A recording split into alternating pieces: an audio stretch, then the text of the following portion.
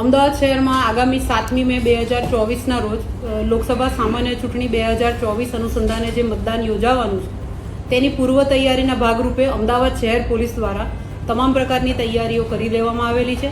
અમદાવાદ શહેરની અંદર અમદાવાદ પૂર્વ, અમદાવાદ પશ્ચિમ, ગાંધીનગર અને ખેડા આ 4 લોકસભા સીટના અલગ અલગ બૂથ બિલ્ડિંગ પર કાયદો અને વ્યવસ્થાની પરિસ્થિતિ અનુસંધાને નિયત સ્કેલ મુજબ બંદોબસ્ત જાળવવામાં આવનાર છે.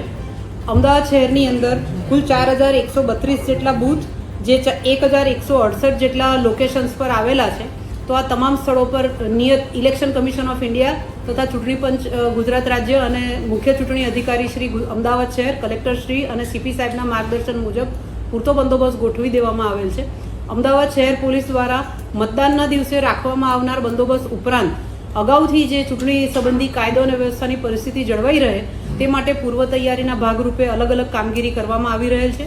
અમદાવાદ શહેર પોલીસના જવાનો ઉપરાંત અમદાવાદ શહેરને ફાળવવામાં આવેલ અર્ધલશ્કરી દળો જે CAPF કહેવાય છે એના જવાનોને સાથે રાખી અને કોન્ફિડન્સ બિલ્ડિંગ મેજર્સના ભાગરૂપે અલગ અલગ વિસ્તારો જેમાં તમામ લોકસભા જે સીટો છે એના વિસ્તારોને આવરી લેવામાં આવ્યા છે.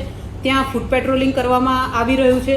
તે સાથે અમદાવાદ શહેર પોલીસ દ્વારા તમામ જે નાસ્તા ફરતા આરોપીઓ હતા, જાણીતા ગુનેગારો છે એ તમામ વિરુદ્ધ પણ કાર્યવાહી કરવામાં આવેલી છે. નોન બેલેબલ વોરંટ્સની બજવણીનું કામગીરી ચાલુમાં છે. તે ઉપરાંત શહેરની અંદર લાયસન્સવાળા તમામ હથિયારો જમા લેવામાં આવેલા છે.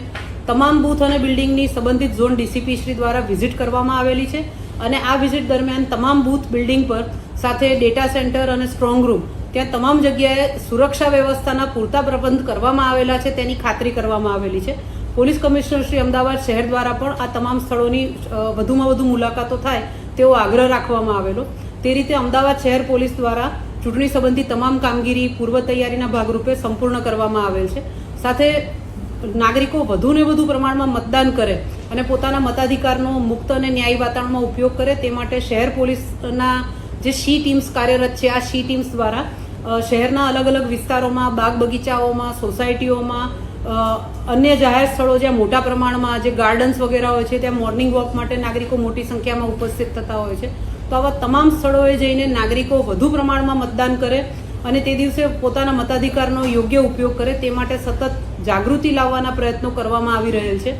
પોતે તમામ મત આપશે જ એ પ્રકારની શપથ પણ લેવડાવવામાં આવી રહેલ છે અને આ રીતે શહેર પોલીસ દ્વારા તમામ કામગીરી ચૂંટણી સંબંધી પૂર્ણ કરવામાં આવેલ છે.